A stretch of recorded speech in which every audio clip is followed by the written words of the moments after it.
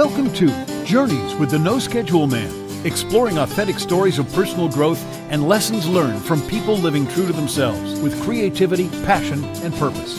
For all past episodes, subscribe on iTunes or visit noscheduleman.com. And please connect, share, and contribute with a comment, rating, or review.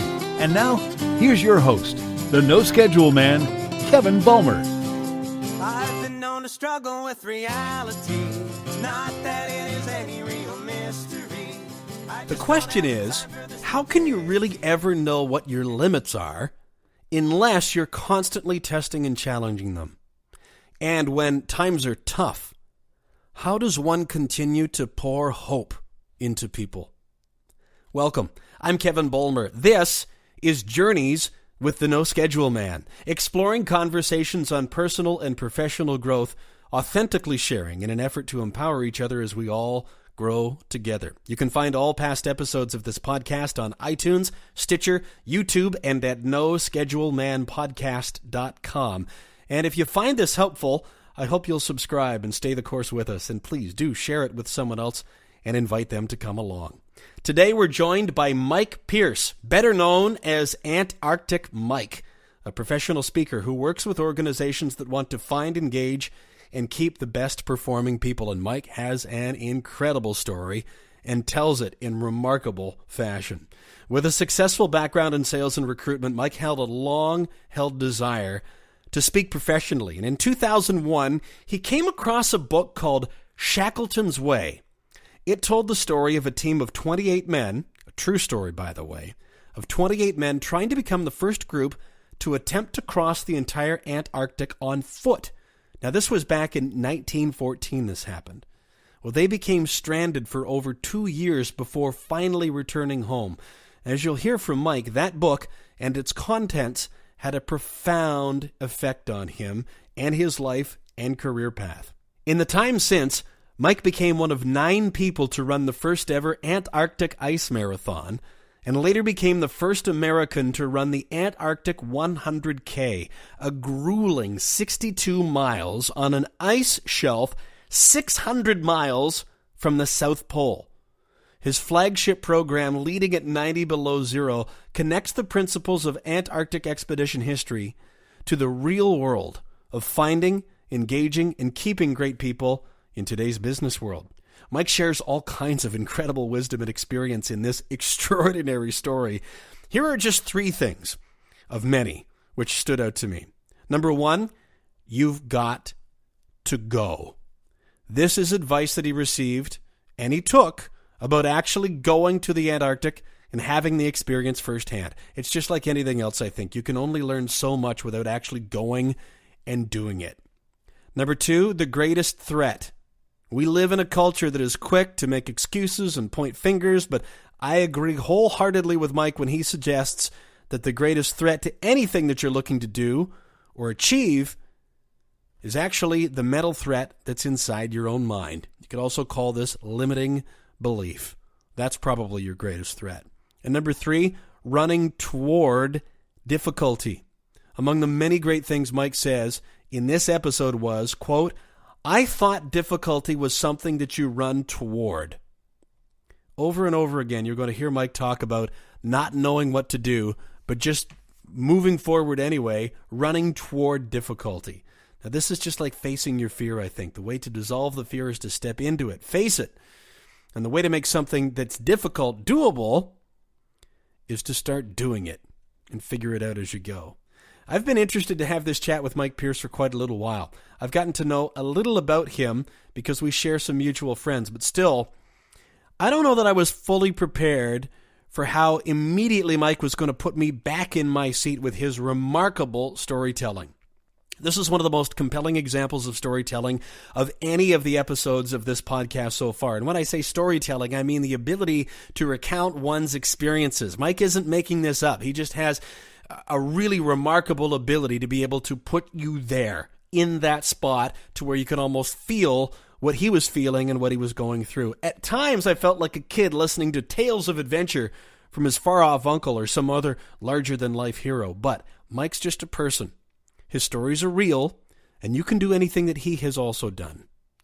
Please keep that in mind as you listen to the extraordinary story of Antarctic Mike Pierce on Journeys with the No Schedule Man.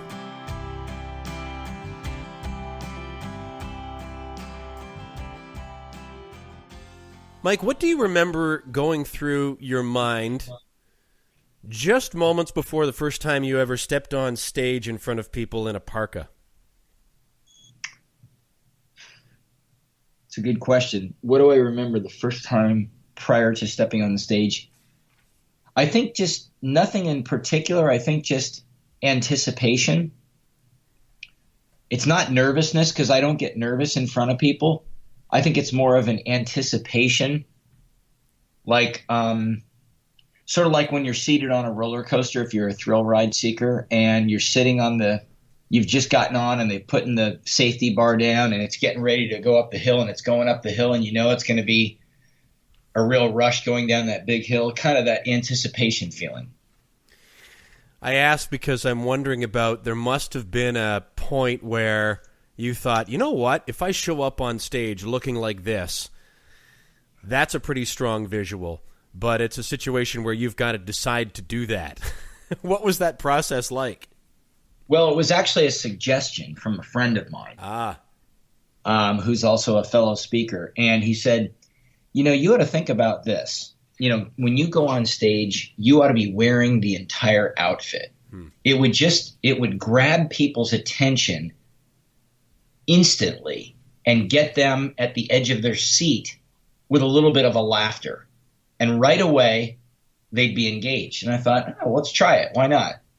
And I know that part of my job as a speaker is I've got to entertain people. That's half the battle.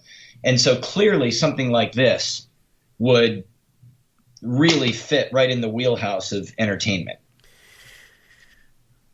I want to fill in a little bit of the backstory of why I asked what I did to start us off.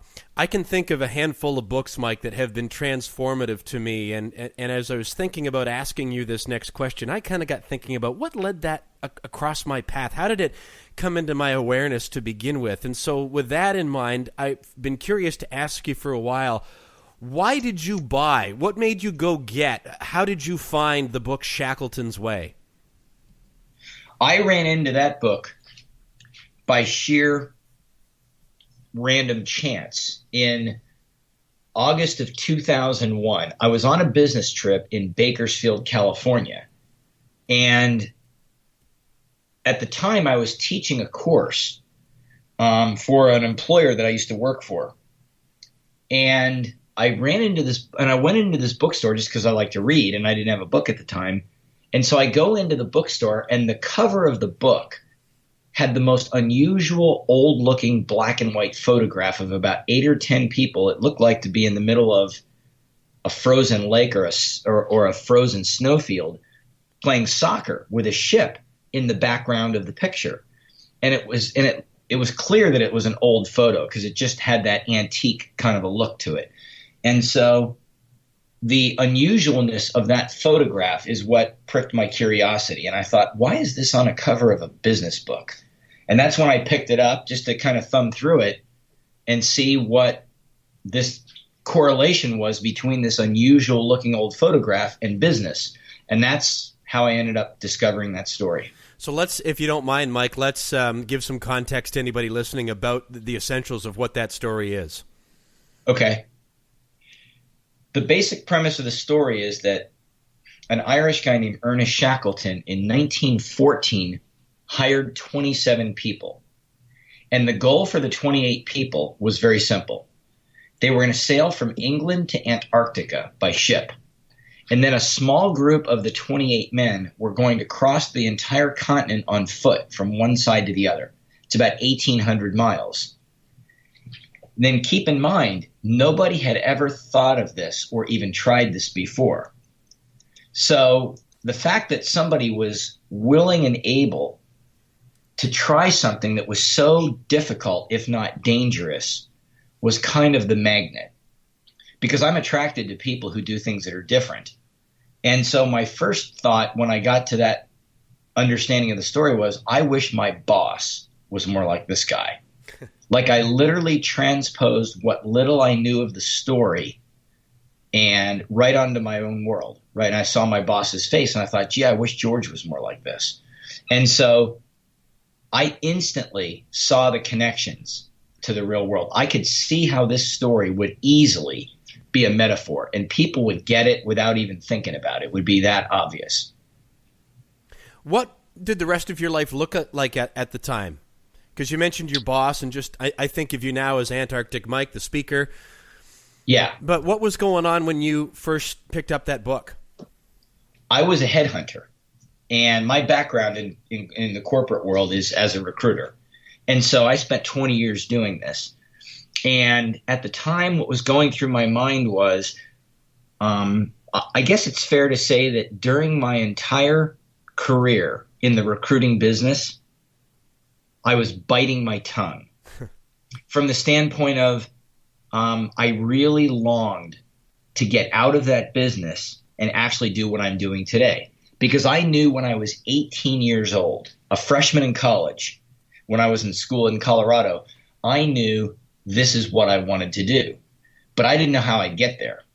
And so the fact that I had this longing to be a speaker, to be somebody who could be on a big stage and tell stories and teach people things and inspire them was something I really wanted to do since I was 18. And that was always in the back of my mind during my entire 20-year career as a recruiter.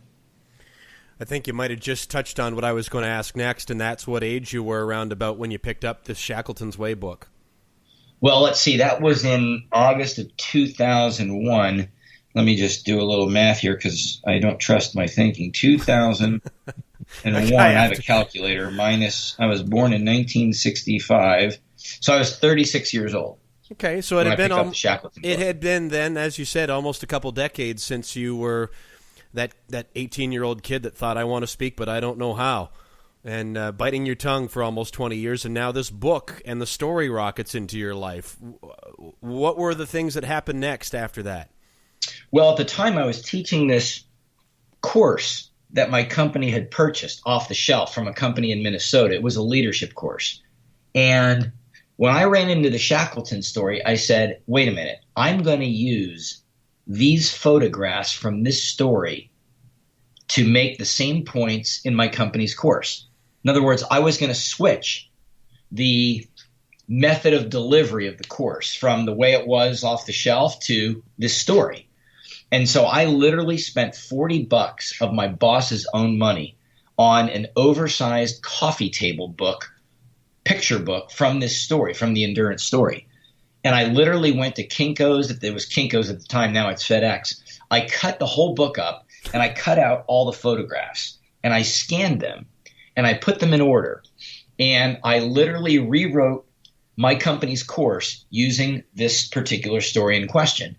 And so it was one of these moves that was kind of a love me or hate me kind of a move because I didn't get permission to do this. I just did it on my own accord. And I thought, well, they're going to love me or hate me over this one. It's going to be one way or the other. And if they don't like it, I'll just pack it up and take it somewhere else. And so not surprisingly, it became a hit. They loved it. And so afterwards, I thought to myself, because I ended up marching this thing around the United States and Canada while I was still working as an employee for this company based in Houston, Texas. And so after some time went by, I thought to myself, you know what? I got to take this to 30,000 companies. But how am I going to do that? I'd have to quit my job and work for myself. And that kind of scared me to death. And so, because I had never not gone without a paycheck my whole life, something that was steady that you could count on. And so I had to figure out how was I going to orchestrate this move of getting out of my company and working for myself. And that took me a little while to get there. That took me basically from 2001 literally until almost 2009 to do that. I want to come back to that transition.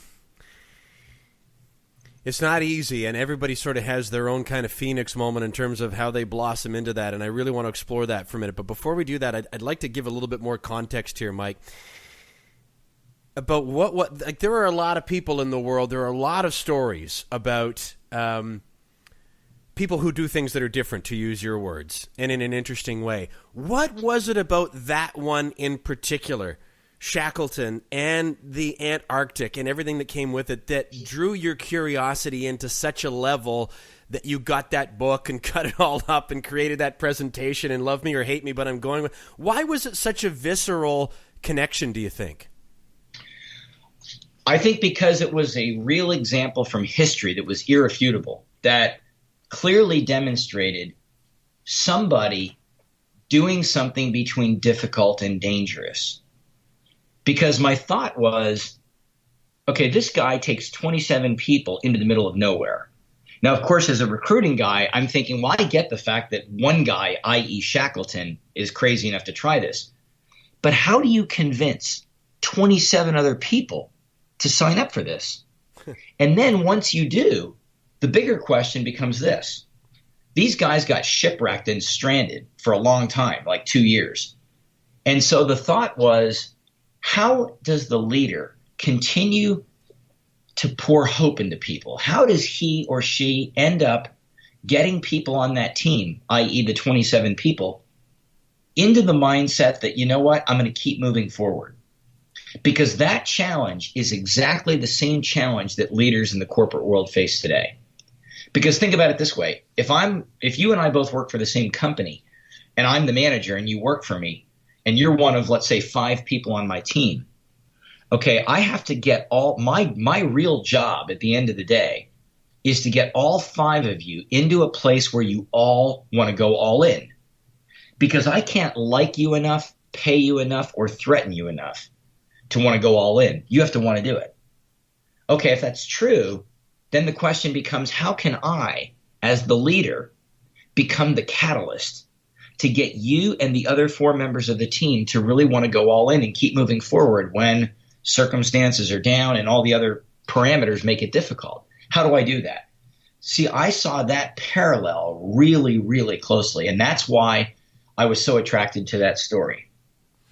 It seems almost metaphorical for your own journey as well, where you had never been in a situation where you didn't have a steady paycheck, but you knew you wanted to move into that other world and take that journey and make that jump and wanted to do it, but couldn't quite figure out how. So in that period... That's true. Well, but so between 2001 and 2009, what were some of the things that went on to help you get to that, Mike? Well, the biggest, how do I say this? The biggest event that created the bridge to move from the world of being an employee to the world of doing what I do now was actually going to Antarctica. Because here's what happened. This was really a crazy story, and people listening will love this. So I thought to myself, okay, I got to get out of this corporate world. How am I going to do this? So I got advice from a friend of mine who manages speakers, a lady named Marcia Snow, who lives in Austin, Texas. She's very good friends with somebody that my wife knows, and that's how I met Marcia. So I'm talking to Marcia one day, and I said, Marcia, I got to get some help with this. Do you know somebody that I can call? And she said, I know the perfect person. I'm like, great, give me his name and his phone number. Who is this guy? Well, his name is Greg Godek. Okay, I didn't know this guy from a hole in the wall. I said, well, why should I call Greg? She said, well, he wrote a book. Okay, great. A lot of people have written a book. She said, you don't understand. The book sold 3 million copies. And I'm like, oh. She said he was a guest on the Oprah Winfrey show when it was on regular TV. And I'm like, oh, all right, I'll call him. And so I don't know if it was the 3 million books or the guest on Oprah Winfrey that sort of made him credible, but nonetheless, I called him. This was in February of 2005 at this point. So I called this guy up and I explained to him who I was and how I got introduced to him and what I wanted to do. Now, this guy, Greg, doesn't know anything about Antarctic history. He had never heard of Shackleton. I don't even think Greg knew where Antarctica was. So his first question to me was, well, have you ever been there? I'm like, what do you mean have I ever been there? What are you kidding me? It's far away. It's expensive. I don't even know how you get there other than going south. He said, well, you got to go. He said, think about this. You want to talk about these people who were down there 100 years ago. You got to go. You are lacking an element of credibility if you're not willing and able to go to Antarctica. And I said to him, well, little did you know, Greg, that in next year, meaning 2006, for the first time ever, there's going to be a marathon on an ice shelf 600 miles from the South Pole. run by a company out of London, England. He says to me, "You're in." I'm like, hold on a minute. What do you mean I'm in? I said to him, "Greg, I haven't run this far in 20 years. What do you wear? What do you eat? How am I going to acclimate to the temperature?" I said, "Greg, I live in a place called San Diego, California, not Canada." And he laughs and he said, "Well, Mike, think about this for just a second. This is even better." He said, "Because the more you struggle physically, emotionally, mentally, financially, in every way possible, the more closely you're walking in the shoes of your heroes and getting a taste of what they tasted." Mm-hmm. And I thought, he's right. So 15 minutes later, I get home. Now I'm in a conversation with my wife, Angela. And I'm thinking, how am I going to get this one? How am I going to get a hall pass for this one? How was your day, honey? Well, let me tell you. I said, "Guess where I'm going?" She's like, "You're going to go and do what? Where?" I said, she goes, "Well, when's the last time you ran that far?" Well, 20 years ago when I was a college student, because up to that point, I'd only run one marathon in my life, and that was 20 years prior. And she said, "All right, well, how much is this going to cost us?" And I said, "Well, all in, it's about 25 grand. "Oh, great. Okay, well, who gave you this brilliant idea?" "Well, this guy named Greg." "Well, who's Greg?" "Well, good question. I just met the guy on the phone 15 minutes ago." I mean, literally, I had just talked to him on the phone. I didn't even know what he looked like. I couldn't pick this guy out of a police lineup to save my life. But yet I was willing to trust what he was saying. And so that's how I ended up going to Antarctica for the first of two trips in January of 2006. Okay, let's unpack just a little bit about of that before we go to Antarctica with you, because there are some parallels I'm hearing in some story. You mentioned earlier about how does a leader continue to pour hope into people, and it's a slight shift from that, but close to it, of how do you sense being driven forward? You know, you just mentioned about how you don't only just talk to this guy Greg for 15 minutes. You gave a whole laundry list, financially, physically, geographically, of why you shouldn't, or why on the surface it doesn't make sense to go on this quest. And yet there's that sort of innate sense of hope, sense of drive, sense of trust. Where do you think that comes from when you come across, or that even leads you to reach out to someone like Greg? Can you ask me the question again so I understand clearly what you're saying? How these things unfold to where, you know, despite all of the apparent reasons why it doesn't really make any sense to do something, and there's kind of two ends to it here, Mike, how you know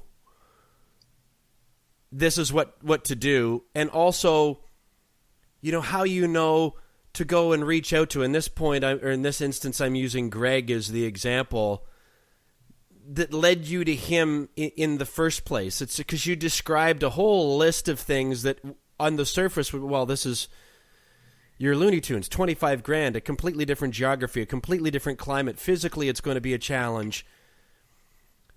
In my mind, and maybe I'm too far down the road, I'm seeing that almost like, because you asked before, how does a leader continue to pour hope? How do you know to keep driving forward when everything around you is saying, this doesn't make any sense? And you got that same sense from Greg. That same sense probably led you to him. What does that maybe look and feel like to you when you're just sort of maniacally driving forward because you know that it's the right thing, even though it doesn't sound right on the outside? Well, truthfully, it always sounded right to me. And the reason it did was because there were a number of pieces to that answer. One is I knew it would solve the credibility problem. Okay. I knew that. Secondly, I knew that this guy from San Diego going to Antarctica, I mean, that's kind of a paradox in of itself, right? I mean, people spend a fortune to come to a place like San Diego to get out of weather like Antarctica. And yet, ironically, here's this guy who actually lives here, and he's actually trying to go into that stuff. So that was sort of the paradox, I knew that paradox was going to be somewhat of a hook or a gimmick, for a lack of a better term, that would actually make me stand out.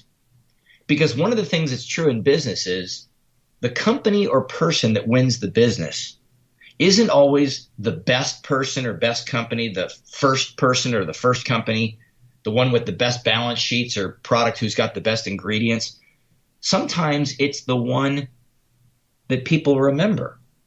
It's just the person or the company that rises 3 or 4 inches above everybody else who drowns in the sea of similarity.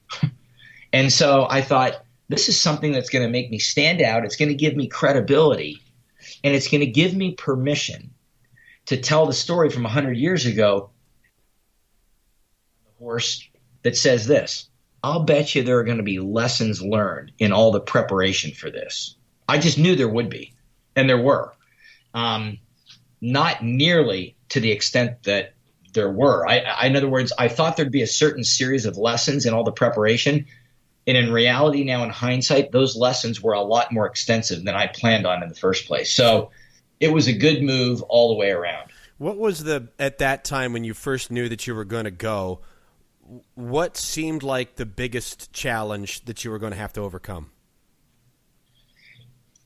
I think the biggest challenge in my mind was just all the unknowns. What's this place like? What's the footing going to be like? What's the wind going to be like? What's the visual, layout going to be like? I think just the unknown. The fact that I couldn't even call anybody to say, hey, tell me what it was like when you were there. Because it was the first time it was ever done. So I think all of the unknowns were something that were a little bit daunting. And even the unknowns of going to this place in South America where we had to get on the plane to Antarctica. I had to go to a little city called Punta Arenas in Chile. It's the southernmost city in Chile, in the entire continent of South America. I mean, it's all the way at the bottom. And I had no idea what this place would be like. I didn't know if it was a gang town. I didn't know if it was a hut, sleeping in huts, villages. I had no idea. Is the airplane going to land on a runway with grass? I mean, I had no clue. Because I had never been to South America. I'd barely been out of the United States. So how did you begin to attack it? Well, I just figured the unknowns are going to be unknown till I get there. There's nothing I can do about that. I started thinking about, well, what are the factors that I have control over? Okay, well, I have control over a number of things. Number one, what am I going to wear? What am I going to eat? How am I going to acclimate to the temperature?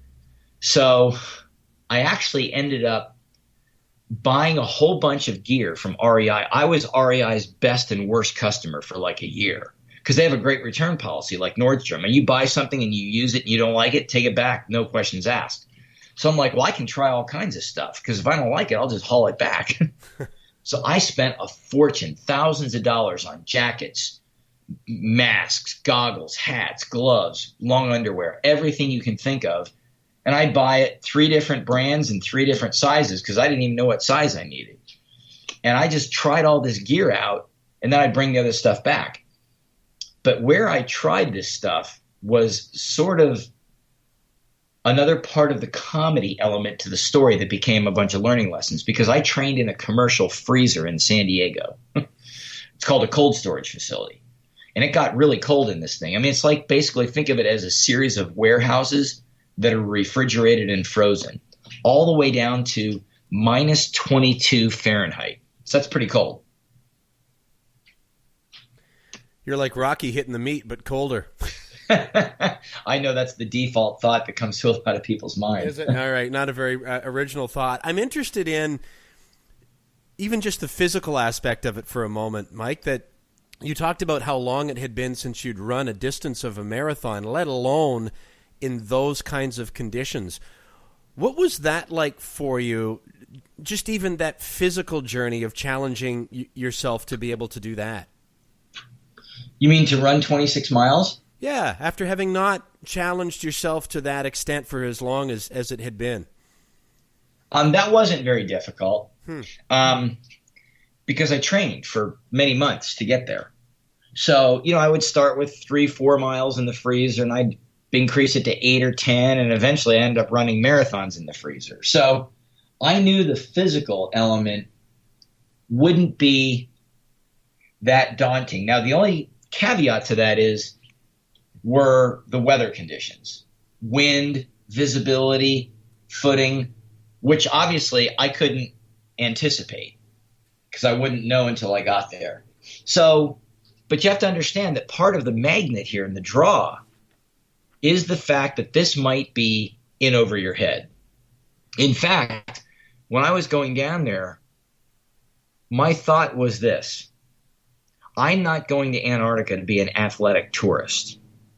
In other words, I didn't want to get in there and have it easy and get out.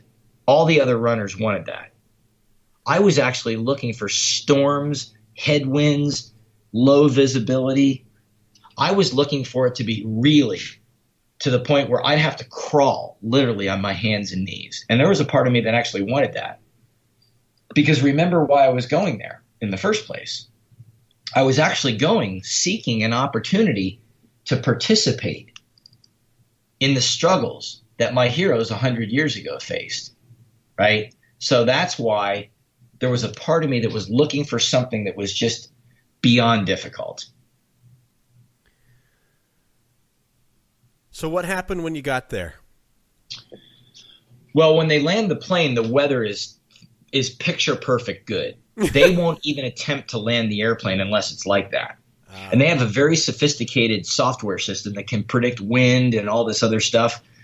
And so when we get the window of prediction being open, meaning long enough to fly the plane over from South America, we go.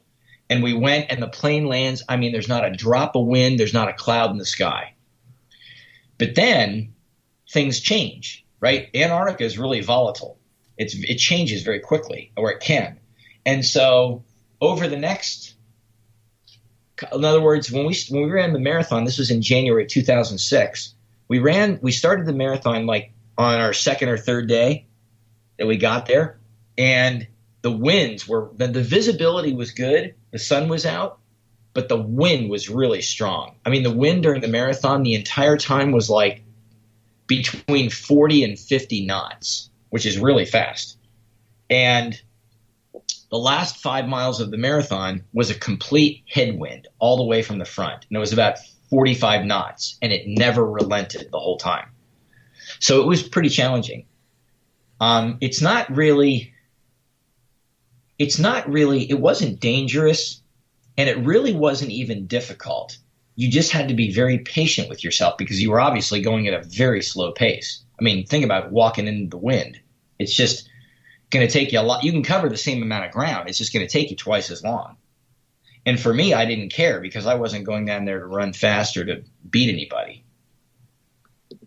I'm wondering if you had the opportunity to get to know any of the other people that were down there. I mean, you've clearly stated your reasons for being there, but I can't help but be curious why some other people might have taken on that challenge. Well, I can tell you, all the other runners, there were 9 of us, okay? The other 8 came down for the same reason as the others, which was this. I just want to run a marathon on every continent of the world. Really? There's something called a 7 Continents Club, and these people all desire to do this. And they're going down there to put another unusual marathon as a quiver in their bag of arrows. That really, I mean, none of these people had any interest in Antarctic history, didn't know anything about it. It was just another place in the world to complete a 26.2-mile run. For me, it was totally the opposite. Well, tell me more about that, because we've talked about the physical aspect of actually running and competing in or completing this exercise. But let's not forget the other part, the key part of the photo on that book in the business section that had captured your imagination and started pulling you forward all those years before. And now you're actually there on that same continent. What did that feel like? I remember very clearly what it was like the first time I stepped off the plane onto the ice. It felt like I was going back in a time machine 100 years ago. Because the first thought that went through my mind, I stepped off the plane, I stepped right onto the ice, and it left a footprint. And I looked at the footprint and I thought, has anybody ever stepped here? And I looked around and I thought to myself, is this what they saw? Is this what they heard? Or in this case, didn't hear, because it is so quiet. It's like a different definition of quiet than you've ever experienced in your life, because there's nothing around. There's no industry, there's no roads, there's no people, there's nothing. In fact, where we were, there's no life, meaning there's nothing on a food chain. There are no penguins, there's no plants, there's no bugs, there's no bacteria, there's nothing, literally. And when you're in a space that's got that definition of nothing, it's really different. And all I thought about was, is this what it was like 100, 200, 2 million, 20 million years ago? That's the only thing that I thought. What did you learn about yourself on that first trip? I think I learned the value of intentionally going after things in life that are difficult. I saw difficulty as something that you should run toward, not away from. Most people run away from it. I think it's something that people benefit from by running toward. How did the experience compare with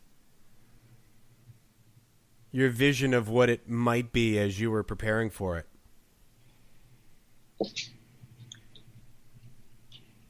You certainly cannot picture in your mind how large it's going to be or how vast it's going to be. I think the picture in my mind versus the picture that I saw when I first got there, it was the same picture, but the difference was the real picture was multiplied by 100. And again, going back to how quiet it was and how vast it was, that's something that you can't understand until you get there. You can read about it, you can see film, you can see photographs, you can have other people tell you what it was like, but until you're actually there, you can't understand it. Did you get the opportunity to talk with Greg Godak again about that? Yeah, in fact, Greg is actually one of my best friends to this day. Interesting. Yeah, Greg and I talk all the time. So what was that? What was the tone of that first conversation after you had been there? Well, when I got back, I remember this. I was at a chapter meeting of the National Speakers Association here in San Diego, and Greg and his wife were there and a number of other people and myself. And this was like the first week after I'd gotten back of my first trip. And Greg said, you know, the most amazing part of your whole story is the fact that you actually went and did what you said you were going to do. And I thought to myself, well, why is that so astonishing? In other words, if you were in my shoes, why would you have planned this whole trip and talked about it and dreamed about it and made sacrifices for it and then not follow through? Why would you do that? He said, Mike, you have no idea. Think about most people in the real world. Most people in the real world will talk, they'll dream, they'll plan, and then when it comes time to actually getting in the car and starting it and putting it in drive, they won't do it. And I understand where he's coming from. He's right to a large degree. So I think that was probably the most astonishing thing to him and to many other people, the fact that I actually went and did this. Yeah, you mentioned earlier, and I think I brought it up at least once already, your words were, I'm attracted to people who do things that are different. And so the more you surround yourself with those kinds of people, reflecting who it sounds like clearly, Mike, you are, the more that it just seems, well, this is just the way that it is. But I got to agree with Greg. That's not how many, maybe even most people are. But so now you're trying to frame something that other people are viewing as extraordinary, which kind of ironically is why you did it, because you knew it would be that way. And now you're trying to take those experiences and then turn it back around to present it to people, like adding this first-person experience to what you already had. What were the steps that you took to be able to incorporate that adventure into the presentation as it had existed to that point? Well, when I got back from my first of two trips there in mid-January of 2006. And I was still working as an employee at the time as a recruiter. And I thought, okay, now I'd gotten back. And there was a part of me that thought, well, just the fact that I'd go by osmosis would automatically catapult me into the speaking world. And of course it didn't. And so I thought to myself, all right, well, I got to do something with this. Well, what do I do? I literally didn't know what to do. And so it took me a little while to figure out, how am I going to get this story out in front of people who potentially hire speakers? And what happened was I ended up meeting somebody. This is now in, let me think of the year. Well, before I get to that, what happened was I was working for this company, and it turned out that they ended up eliminating my position with a number of others. So they basically had a conversation with me, and they were going to fire me. Not because of performance or discipline or anything wrongdoing. It's just they eliminated the position. So we had a discussion, and they agreed to pay me a bunch of money to go away and sign a document saying, I won't sue them or come after them. And it was fair. I think they paid me, I don't know, like almost 3/4 of a year's salary or something. It was very fair. And so I thought, you know what? I'll take the money and run, and now I'll take my chances. Now I'm going to jump off the cliff because I got two choices. I can go find another job, and I'll be on the same treadmill I am now, or I can literally say, now I'm going to begin as a full-time speaker. And so I chose the latter. And so, I'm sitting there going to myself, well, what do you do? And so I ended up meeting a few people here and there online and in person and on the phone, and I got a few engagements. Nothing that was going to pay the mortgage or the car payment, but it was a start. It was an opportunity to get in front of an audience. It was an opportunity to build a following and get some customers. And I did that. I mean, keep in mind, my company that I just left wrote me a big check, and so I really didn't need the money for like almost a year. And so I thought, okay, well, I can practice and build up, and if I don't earn anything, that's okay because they just paid me a pile of money. So I did that, and then it came to, and that was around, what year was that? Let me think for a second. That was around late 2008. Well, what happened was in 2009, I was working on a headhunting assignment, a recruiting assignment for a company based in New Jersey. And there was a guy in Philadelphia named Ned Fry who was a sort of a coach for CEOs in the area. And he was working with the CEO of this particular company based in New Jersey that I was trying to find people for. And it turned out that this guy, Ned, is a part of a pretty big network of CEO coaches called Vistage. It's the world's largest CEO peer group forum. And I had heard of this company before. And be on the phone one day, because we'd be on the phone weekly talking about candidates and all the interviews and all this other stuff for this company. And Ned said to me one day, he said, hey, listen, I'm going to get a chance to meet you because Vistage is having this they have an annual conference for all their leaders every year somewhere in the US. And this particular conference they were having in 2010, it was early 2010 or 2009, I can't remember the exact year, happened to be in San Diego, where I live. And so he said, I'd like to meet you while I'm in San Diego. I said, it'd be great. Because we'd never met each other in person, only over the phone. So the conference happens. It's downtown San Diego. It's about 30 miles from my house. So I drove down to this hotel. It was at a Hilton Hotel in downtown San Diego.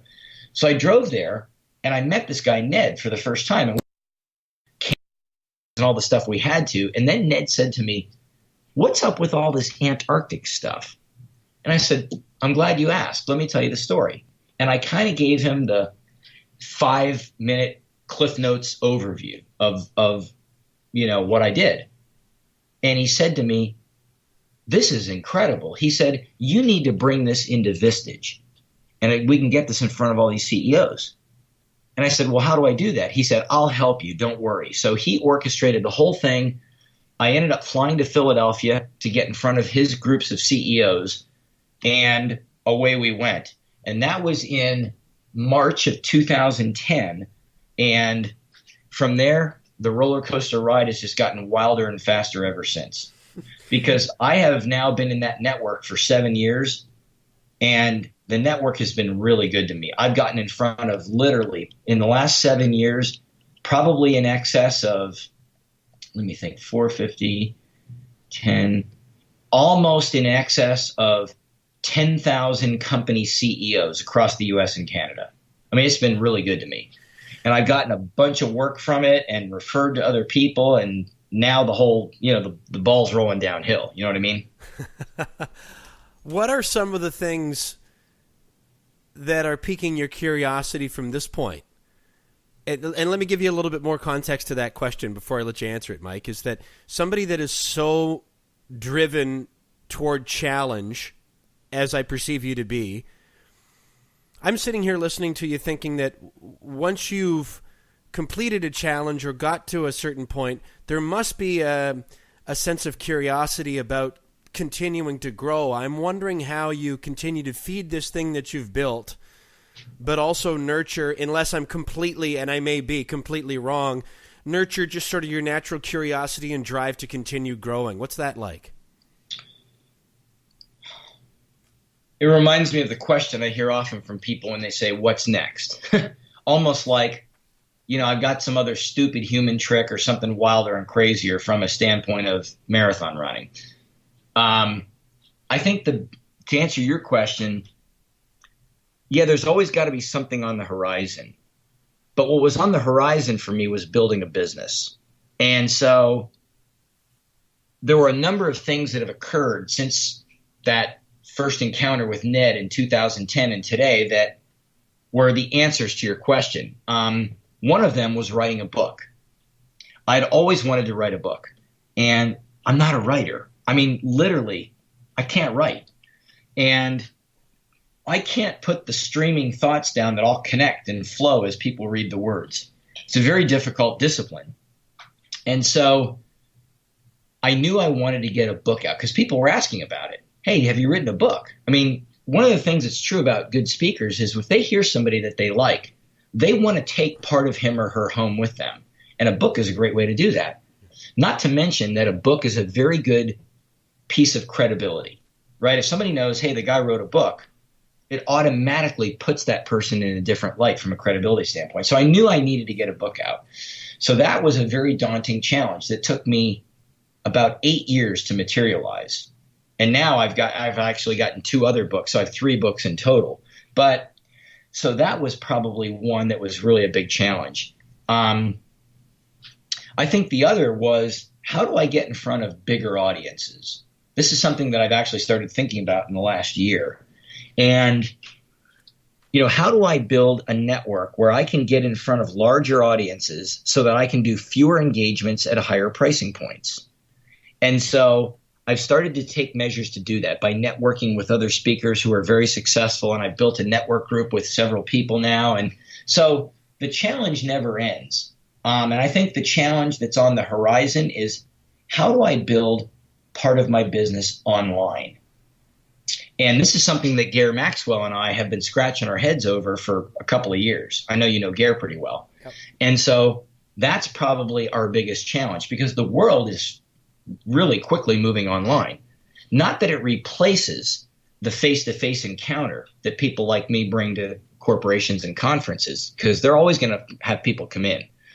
But how do I augment that and complement that with a presence online? And that's something that's probably my next really big challenge as far as building my business. So there's always something out there that's driving me to do something different, to provide value for people in new and different ways, and be able to provide people what they want in the timing and the manner in which they want it. So that's kind of where I am with that. I'm curious, Mike, about that feeling that you described when you first stepped out of the plane, when you had arrived at Antarctica and you saw the footstep and you wondered, I wondered if anybody's ever been here before. But even more than that, just that knowing, all that preparation, all that thought and envisioning it, and now here I am. What, if anything, was a version of that for the speaking and the being in your own business? From having described, you knew you wanted to build a business, you knew you wanted to speak, but you've mentioned several times in this conversation, I didn't know what to do, I didn't know how to get there. What are some moments that maybe come to mind that you can recollect about? Maybe you were on stage, maybe you're going to an event, maybe you're on an airplane somewhere or leaving one, where you're actually realizing a kind of an Antarctic moment, but in the speaking and that you had actually built the business where you think, gee, I'm actually doing this. I'm actually doing this now too. What comes to mind? You mean the first time I realized I actually had a business? Yeah. It was probably sometime during that year of 2010 after I met Ned, because from that point I started getting more and more speaking engagements. It was like, I don't know, 8 or 10 during that time frame of that year. Then the next year it went to 20, then it went to 40, and then the numbers just multiplied. So I think it was sometime during that year that I realized, hey, this is like a legitimate business. But the thing that keeps going through my mind, and I was just talking to a very good friend of mine yesterday on the phone who's another professional speaker, that he and I are very good friends. I said to him, I said, Kevin, I'm still pinching myself saying, I can't believe this is what I do for a living. and the joke is that we really don't get paid to speak. And I tell my customers this. I say, you realize you're really not paying me to speak. They kind of look at me and I'm like, you're actually paying me to get here. Because the real challenge isn't the speech. Once I'm on the stage, I know what to do. I can do it in my sleep backwards at 3 o'clock in the morning. You could literally parachute me into any audience in the world at 3 in the morning and say, go, and I could go. The challenge is actually getting there. You know, when you look at logistics and travel and weather problems and mechanical problems with planes and driving all night and no sleep and getting in late and up early and all that stuff, that's the work. So, but the fact that I get to do this for a living, and I always remind myself, well, what's the alternative? Going back and getting a job. I'm like, that's not going to happen. So I still sort of pinch myself and say, wow, look what I get to do for a living. I mean, basically, it's a hobby. It really was a hobby that became an obsession, that became a profession. All by, I'm not going to say luck, because I don't believe in that. But, I mean, it's something that I'm really fortunate, because I feel like I've been on a paid vacation for about 8 or 9 years now. I really do. I mean, I have seen so many places. I've been to so many cool companies. I've met so many interesting people. I mean, I've met rock stars. I've met all kinds of fascinating people through all my travels. And I mean, I've literally been to all 50 states. I've been to Europe, Asia, South America, Antarctica, Canada. I've been all over the place. And it's really it's just been a fascinating journey. The neatest part of it is the people that you meet, to me. I really find it fascinating to meet people from different towns, different cultures. I mean, I've been to some of the smallest cities in the United States. You know, the cities that when you fly over them at night, you look out the window of the plane and there's like 6 lights. I've been to those places, you know. I've been to the biggest cities in the United States. You know, every time I go to New York, it's still a spectacle. I love it. So I'm just having the time of my life. And there are occasions when my wife will come with me. For example, I was in Honolulu. I had 3 speaking engagements in Honolulu earlier this year. So she said, oh, can I go? I said, sure. She said, well, can we block some time around it, like a week? And I'm like, okay. So I just blocked the time and we stayed for, you know, I worked for 3 days and then we were there for another 7. And we're doing that next year. I'm taking her back to Hawaii. I got invited to go to Kauai in January. I'm going to Alaska in October of next year. And I blocked the time around it. So she's going to go to Alaska and Hawaii with me next year, you know, at a minimum. So it's just been a real adventure, measured in more, you know, defined in more than one way. Well, it's awesome, Mike. I'm really thrilled for you. I'm completely grateful that you would choose to spend some of your time with me and with anyone. You're welcome. Well, and before we wrap up, with what you just said, because maybe not really believing in luck, but you know, what's that old phrase, Mike, about, you know, luck comes to those people who work or are prepared or whatever it is. I mean, clearly right. you put the work in and continue to, but I'm reminded of something that I wrote down a few things before we started where I had been watching the video that's on your website and reading some things about you, and there was something right at the beginning of the video that I thought I wanted to ask you to answer. Okay. And I think it's an interesting way to maybe leave this off now that you've given the context of what your life is like and you've told part of the story of everything that you've had to do.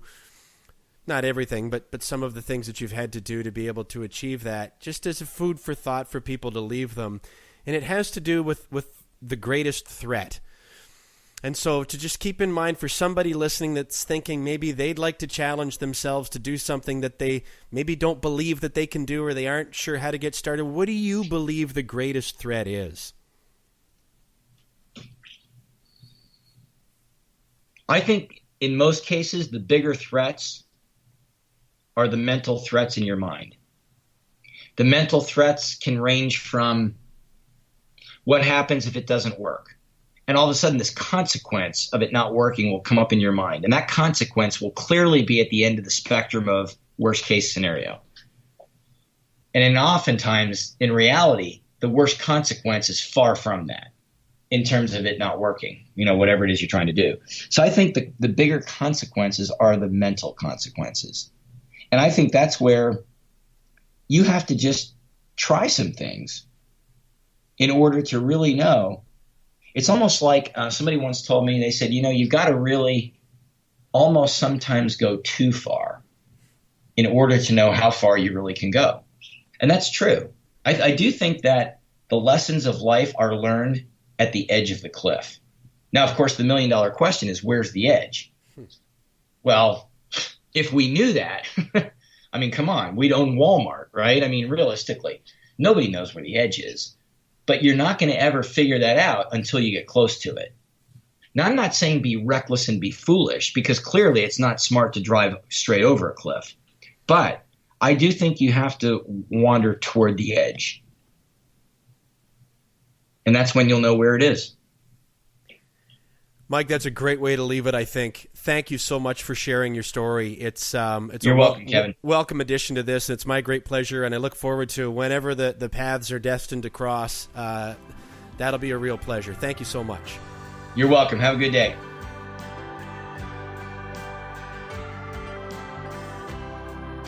You can visit Mike Pierce online at antarcticmike.com. You can find out more about his speaking and appearances and contact him there if you like.